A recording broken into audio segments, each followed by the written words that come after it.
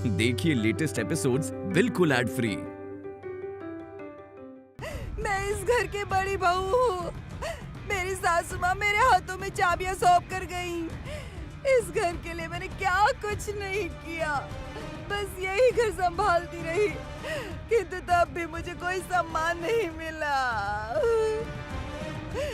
क्या कमी थी मेरे बाप के घर में?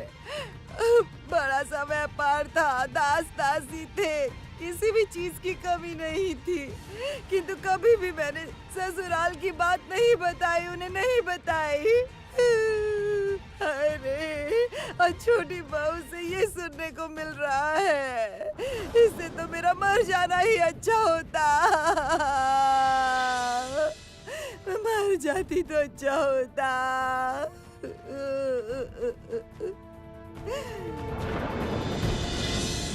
क्या नाटक है ये? न्याय न्याय करके कब से रोए जा रही हो तुम? हैं? किस बात का न्याय चाहिए तुम्हें? ये तो बताओ। और नई बहू ने तुमसे ऐसा क्या कह दिया, वो भी तो सुने। देखिए खुरीमा, आप मुझसे बड़ी हैं, आप मेरी हजारों गलतियां निकालें तब भी मैं कुछ नहीं कहूंगी, किंतु छोटे देवर की पत्नी अभी अभी आई है और वो मेरी गलतियां निकाल रही है। कहती है बर्तन में दाग क्यों है, साफ सुथरे क्यों नहीं है। अब इसका क्या जवाब तुम्हें बताइए तो।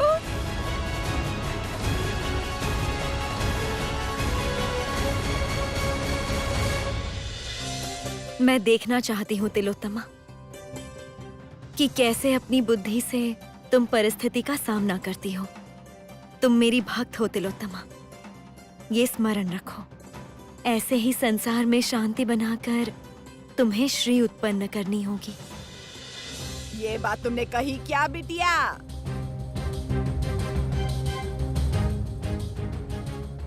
हैं? सच बताओ, किसी से डरो मत। बर्तन में दाग क्यों है?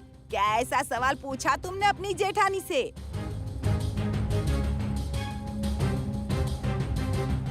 नहीं मानता। मैं ये बात नहीं मानता। नई बहुरानी ऐसी बात बोल ही नहीं सकती। तो क्या बड़ी दीदी झूठ बोल रही है जेठ जी?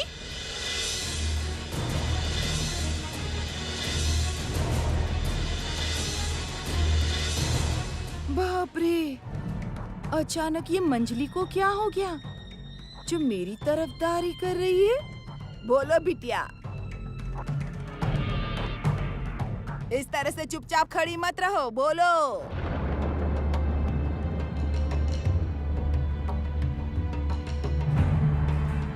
मैं जानता हूं तिल्लू, ऐसी बात तुम कभी नहीं बोल सकती। सच बोल दो सबके सामने। बोली है।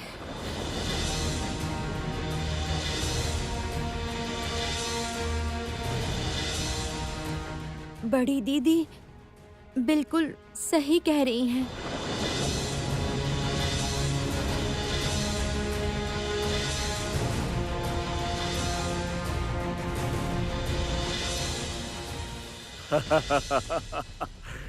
रो तिलोत्तमा, और रो। अब ये आंसू ही तुम्हारे एकमात्र संबल है। तुम्हारे वो आंसू मुझे अपना काम करने से कभी भी नहीं रोक पाएंगे। मेरी नीति बहुत कठिन है तिलोत्तमा, बहुत कठिन।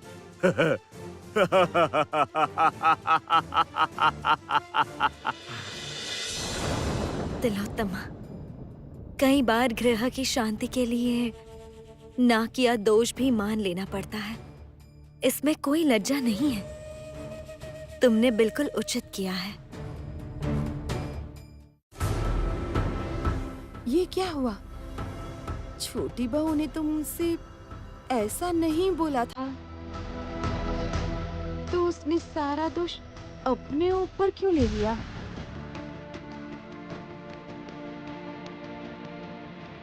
देखो बहू, माना मैं इस घर में नहीं रहती, लेकिन अभी यहाँ मैं ही बुजुर्ग हूँ। तुम्हें मैं बहुत अच्छी समझ रही थी बहू।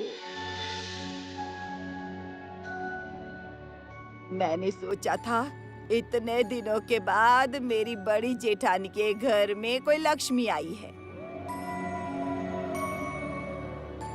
नहीं, मैं गलत सोच रही थी। नहीं बहू, तुमसे एक बात कहती हूँ, चाहे जो हो, इस घर की मालकिन तुम्हारी बड़ी जेठानी है। उसका तुम्हें सम्मान तो करना ही चाहिए। दीदी तो मुझे कितना कुछ बोलती है, लेकिन मैं तो कभी कुछ नहीं बोलती। और नई बहू की हिम्मत तो देखो, आते ही ऐसी बात बोल दी कि बर्तन में दाग है। तुमने सच में ऐसा कहा है क्या बिटिया? मुझे विश्वास ही नहीं हो रहा।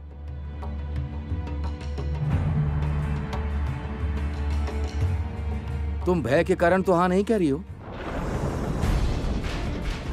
तुम्हारे मुंह से ऐसी नहीं, मैं ये बिल्कुल भी नहीं मान सकता। अच्छा बड़ी बहू, तुम जरा मुझे सच्चाई बताओ तो, तुम छोटी बहू की बात को घुमा तो नहीं रही हो? मतलब उसने बोला कुछ और है और तुम कह कुछ और रही हो, और सबके सामने तुम घुमा के बात कह रही हो। मतलब बर्तनों में दाग है ऐसा इसने मुझसे साफ साफ तो कहा ही था। बेकार में किसी पे झूठा इल्जाम लगाना ये मेरा काम नहीं है। हाँ,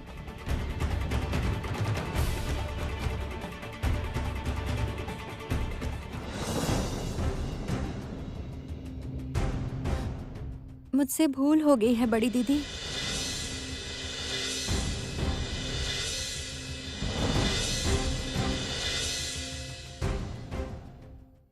आप मुझे क्षमा कर दीजिए।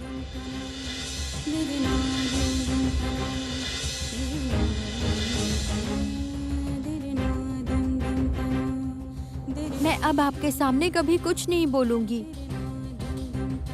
आप जैसा बोलेंगी मैं वैसा ही करूंगी।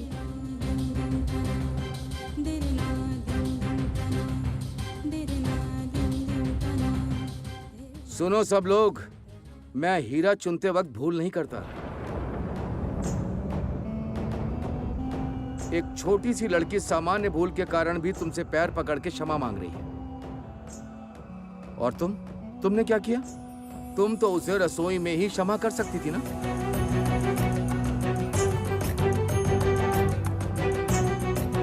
वो ना करके तुमने सबके सामने ऐसा उत्पात मचाया। बड़ी बहू, इस बार उसे क्षमा करो।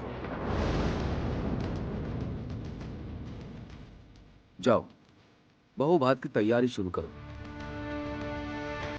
और खुरीमा, आप आइए मेरे साथ, मुझे कोई जरूरी बात करनी है। आइए। और तुम सब यहाँ क्यों खड़े हो? जाओ जाओ, बहुत काम काज है अभी। जाओ खुरीमा, आइए।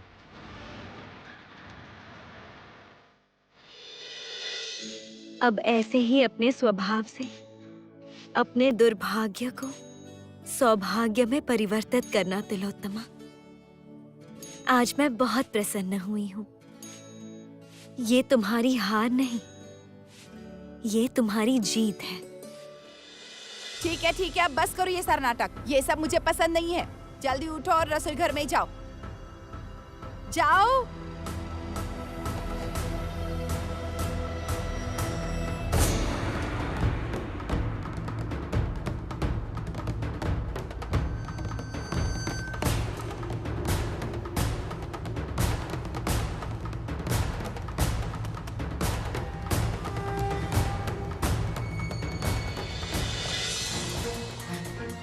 आपकी बुद्धि क्या कभी नहीं चलेगी बड़ी दीदी? हमेशा से मंझली बहू को ही कटु सुनाती आई हो ना। और नई बहू को देखो तो आते ही सबके सामने आपके मुंह पे कैसे चाटा मार के चली गई, वो भी नहीं समझ पाई आप।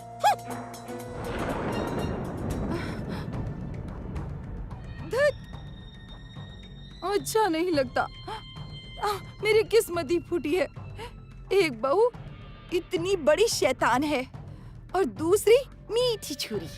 और मेरे पति भी तो वैसे ही हैं, हमेशा बस मुझे ही गलत समझते रहते हैं। और तरुबाला, तुम मरती क्यों नहीं है रे? हाँ,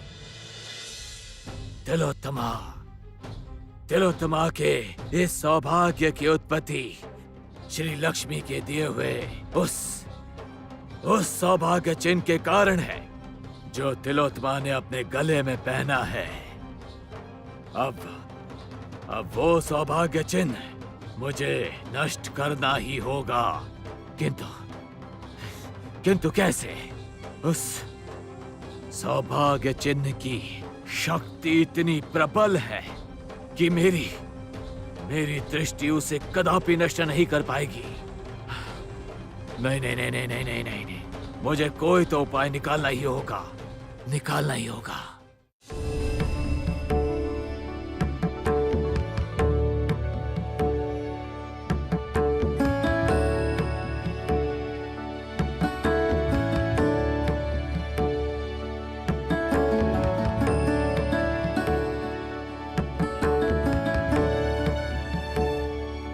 हे माँ लक्ष्मी, इस खीर का स्वाद अच्छा हो। इतने अतिथि आ रहे हैं, सब खा के तृप्त हो।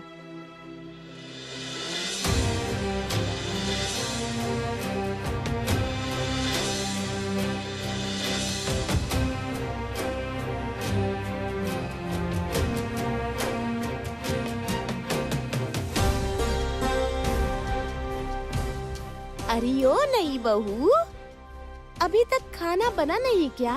बस ये खीर बनाना ही बाकी है मजली दीदी। खीर मैं देख लेती हूँ, तुम जाओ कपड़े बदल के जल्दी तैयार हो जाओ। उधर बहू बात का समय भी हो चुका है ना, तो जाओ। नहीं नहीं, ठीक है, मैं कर लूंगी। खीर बस अभी ही बन जाएगी, उसके बाद मैं कपड़े बदल लूंगी। नहीं नहीं बहू, तब तक तो देर हो जाएगी। अतिथियों की निंदा सहनी पड़ेगी। कल स्वागत भी समय से नहीं हुआ, और अगर आज बहू बात भी नहीं हुआ तो हम कैसे मुंह दिखाएंगे बताओ तो। तुम बुरा मत मानना बहन, मैंने थोड़ी देर पहले तुमसे कितना कुछ कह दिया। असल में वो बड़ी दीदी ने ना मुझे ऐसी सब बातें बताई कि जिससे मुझे लगा कि तुमने आते ही सब पे हुक्म चलाना शुरू कर दिया है। जाओ ना, कपड़े बदल के आ जाओ, मैं हूँ ना यहाँ पर। उसके बाद अपने हाथों से तुम्हारी साज सज्जा करूंगी। ठीक है।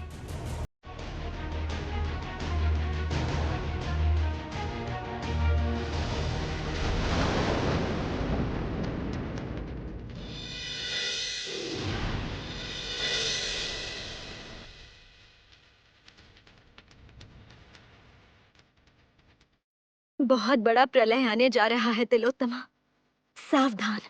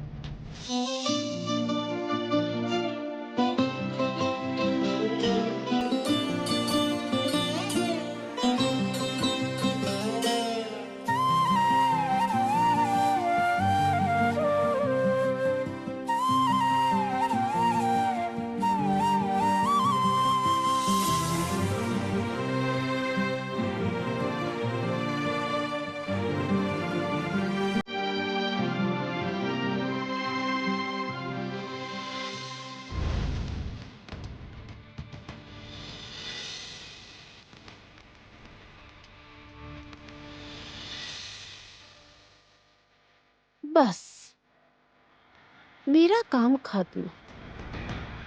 खीर तो अब बन ही जाएगी। सुना है तुम्हारे हाथों में लक्ष्मी का वास है। अब देखती हूँ ये लक्ष्मी कैसे खीर बनाती है।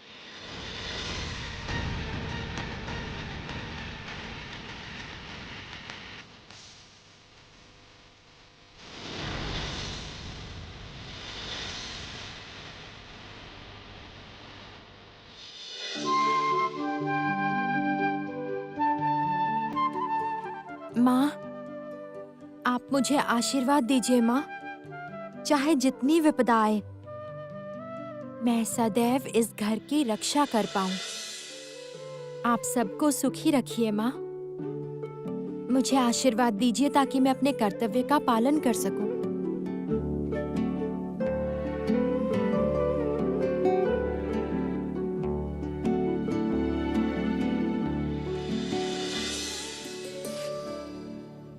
मेरा आशीर्वाद सदा तुम्हारे साथ रहेगा तिलोत्तमा।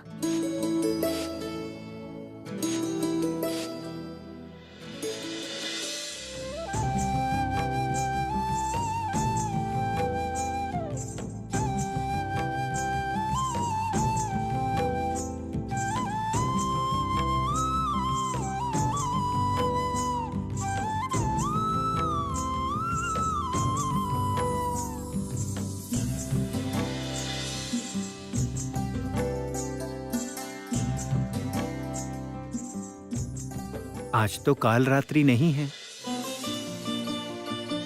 आज तो हमारी सुहागरात है।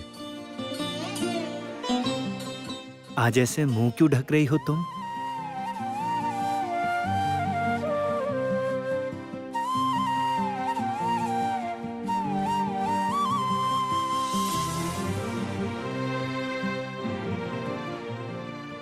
तुम बहुत सुंदर हो तिल्लू। जैसा सोचा था बिल्कुल वैसी।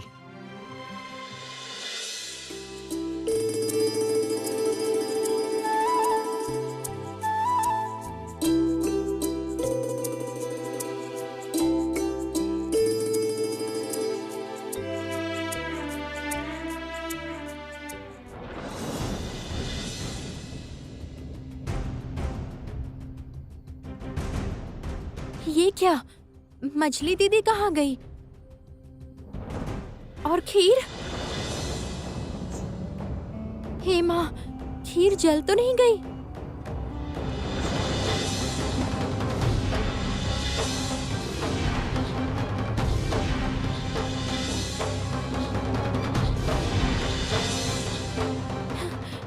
ये क्या हुआ? दूध तो पूरी तरह फट चुका है। हे माँ लक्ष्मी, अब क्या होगा? अब अतिथि ये खीर कैसे खाएंगे? एक बूंद भी दूध नहीं बचा। अब मैं क्या करूंगी? हे माँ लक्ष्मी, आप ही कुछ कीजिए माँ। आप मुझे रास्ता दिखाइए। अब आप ही बताइए माँ, मैं क्या करूं? मैं अब क्या करूं माँ?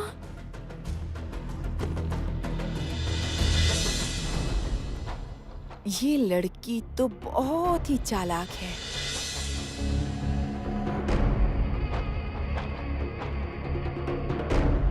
आप मुझे क्षमा कर दीजिए। बाप रे बाप, मेरे पैर पकड़ के कितना रोई। देख के लगा जैसे मेरा कितना सम्मान करती है। नाटक नाटक देख के मेरा खून जल जाता है। और मंजली बहू किसी काम की नहीं है। मौका देख के उसने भी मुझे 2-4 बातें सुना दी। सब्र रखो, फिर मजा चखाती हूँ। तुम अगर डाल डाल हो तो मैं भी पात पात हूँ। दीदी, लो दीदी, थोड़ा अपने होठों को लाल कर लो। कत्था थोड़ा ज्यादा डाला है, बहुत अच्छी दिखोगी। इश, छोटी बहू से थप्पड़ खा के चेहरे की क्या हालत हो गई है। पैर पकड़ के क्षमा मांगी और कितनी वाहवाही मिली देखो। मंजली, मेरे जले पर नमक मत छिड़क, समझी तू? निकल जा मेरे कमरे से बाहर। अरे दीदी, गुस्सा क्यों हो रही हो? देखो दीदी, आपके साथ भले कितनी भी अनबन हो, इतने समय से आपके साथ रहती हूँ अब अचानक छोटी बहू आके आपका अपमान करेगी तो वो मैं कभी सहन नहीं कर पाऊंगी। तू तो चुप ही रह मंजली, तेरी नस नस से वाकिफ हूँ मैं। ये लो, विश्वास नहीं हो रहा ना? ठीक है, सब्र रखो, उसके बाद देखना मेरा खेल। मैंने भी ऐसी तैयारी की है।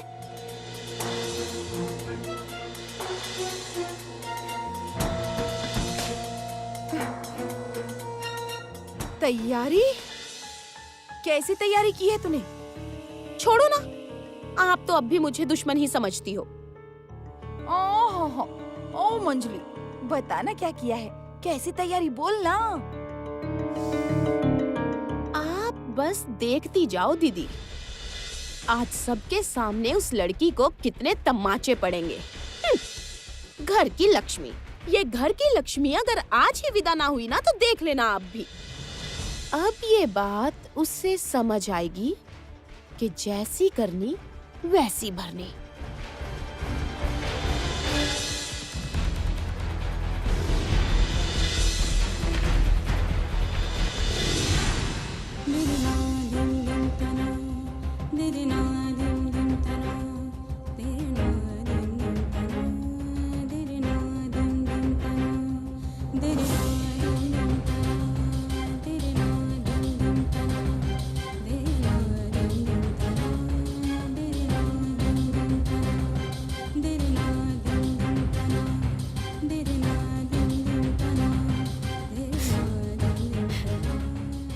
हे माँ लक्ष्मी, ये कैसा सर्वनाश हुआ माँ, जो अब तक कभी नहीं हुआ वो आज कैसे हो गया।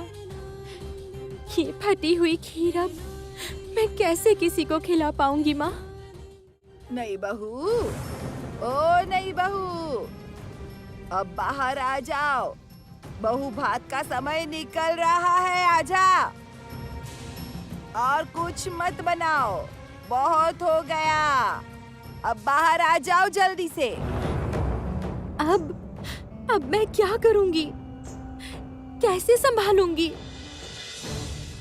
ऐसी विपदाओं का तुम्हें बार बार सामना करना होगा।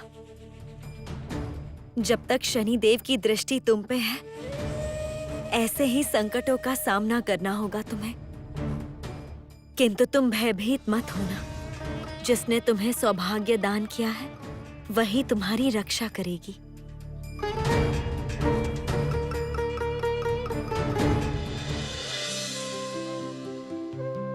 चलो, घर की बहुओं के दर्शन तो हो ही गए। बहू रानी, अब थोड़ा काम भी करो। जाओ, देवर को लेकर आओ और नई बहू को भी बुलाओ। रस्म के बाद बहू सबको खीर परोसने वाली है, इस घर का नियम है। दीदी भी ऐसे बहुत मानती थी। तो नई बहू कर क्या रही है? इतनी देर क्यों लगा रही है? आई क्यों नहीं अभी तक? वो शायद अभी भी खीर बना रही होगी। उसे कहो खीर बनाने की जरूरत नहीं है, समय निकलता जा रहा है।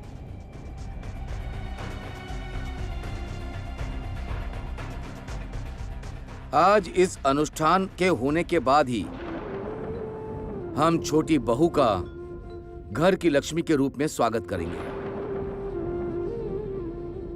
पता है गोपाल, माँ इस अनुष्ठान को बहुत मानती थी।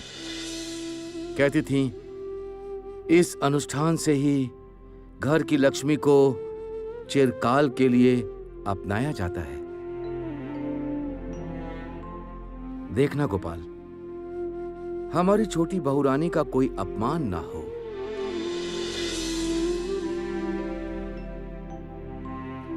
मैं बहुत ढूंढ ढांढ के स्वयं लक्ष्मी को इस घर में लेकर आया हूं।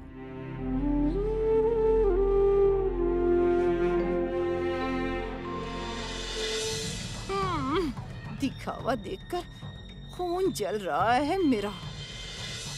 ये बात मुझे तो आज तक कभी नहीं कही। अरे ओ नई बहू, रस्म के लिए समय निकलता जा रहा है, जल्दी बाहर आओ।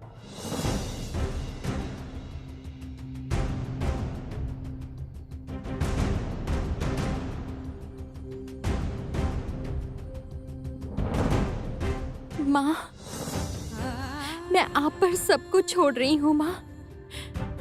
आप मेरी रक्षा कीजिए। आओ नई बहू आओ, थोड़ी देर में तुम्हारी विदाई भी हो जाएगी। बस एक बार सबको ये खीर परोस दो, उसके बाद देखो तुम्हारी कैसी हालत होती है। अब भागन बोल के तुम्हें आज ही विदा करूंगी मैं इस घर से।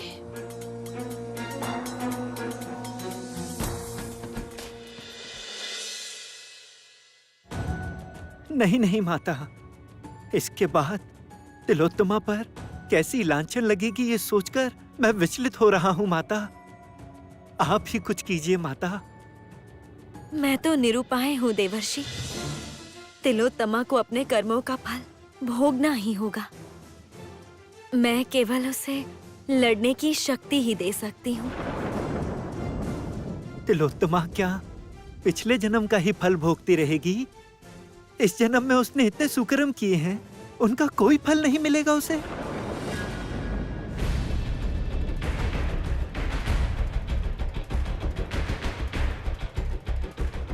देवी श्री लक्ष्मी।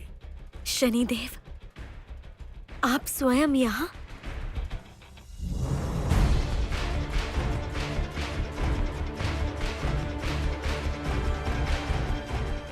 आपकी भक्त तिलोत्तमा के विषय में हमें कुछ बात करनी है। कहिए शनिदेव। भाग्य के अनुसार तिलोत्तमा आज ही ससुराल से विदा लेगी।